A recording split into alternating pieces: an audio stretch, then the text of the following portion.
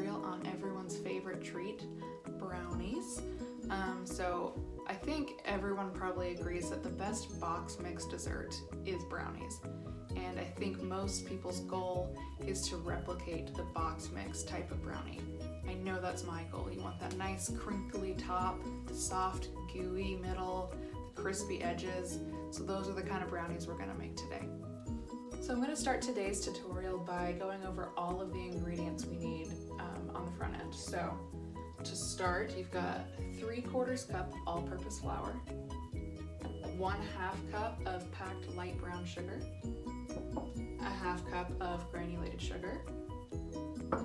Got 1/4 cup of cocoa powder. Now I like to use Hershey's Special Dark cocoa powder. The darker the cocoa powder, the better the brownies are, in my opinion.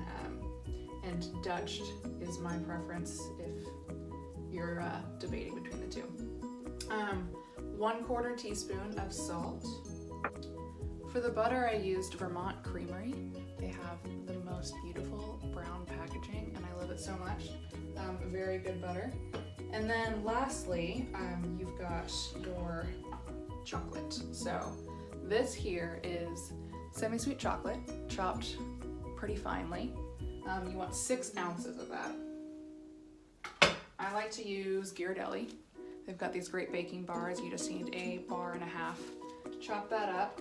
It's good to use a large knife to do this, a really sharp one as well. It's not the simplest thing to chop chocolate. And then your other chocolate is going to be a cup of semi-sweet chocolate chips. So for brownies, you want to use a square baking dish. You can use metal or glass. This is 8 inches. And then again, I have, like usual, buttered the dish and then lined it with parchment paper. So we'll start by putting together our dry ingredients. So I have my flour here in a medium bowl. I'm going to sift the cocoa powder because it tends to get pretty lumpy.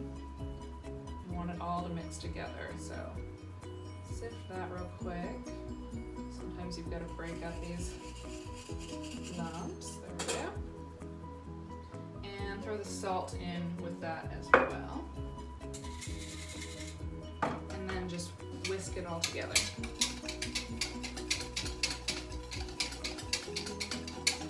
So the next step is to melt the butter and chocolate together. So if you have a double boiler, that works great here. I'm not going to use one, I'm just using a pot here that I filled with some water, and then I have a heat-proof bowl that I've put my butter and chopped chocolate in. You set that bowl on top of the pot and make sure that the water does not touch the bowl. You want it to be a little lower than the bowl itself. Bring the water to a simmer. Then you're just going to slowly stir these ingredients together until they are melted. Keep in mind, this process is kind of slow, so just be patient. You don't want to turn the heat up too high and burn your chocolate. Just keep stirring. There's still some lumps, but it's getting really close. Okay, now that it's silky smooth and there's no chunks left, we're going to remove it from the heat and take it back to our workstation. So now we want to whisk in our sugars. So go ahead and just dump both of them in the bowl.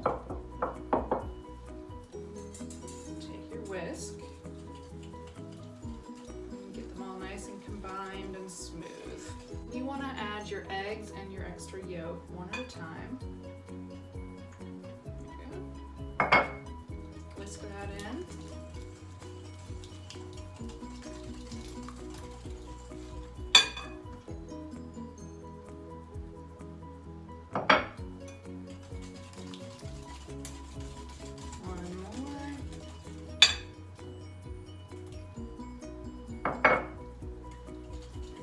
You combine your last egg, toss in the vanilla,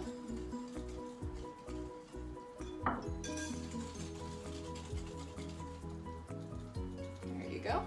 So now that all the wet ingredients are together, we're going to fold in the dry ingredients. You'll want to use a rubber spatula. Just gently fold the batter over the dry mix until it's all combined. A couple lumps are okay, but you want it pretty smooth. Lastly, just throw in chocolate chips.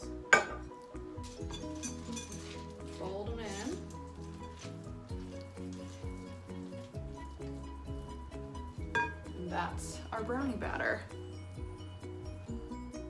I have my oven set at 350.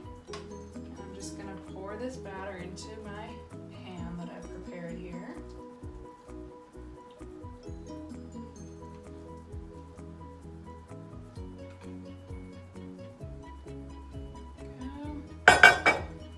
Spread that nice and even.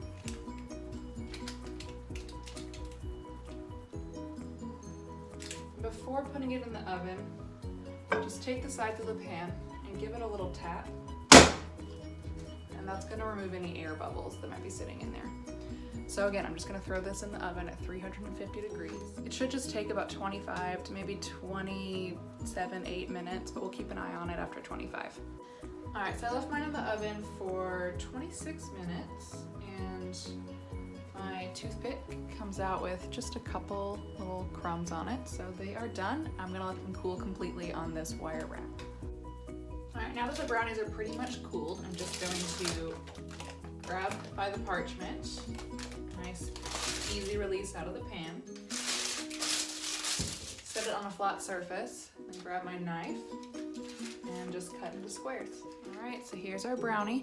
You can see that it is still super ooey and gooey, but also cooked through, not just falling apart, total batter.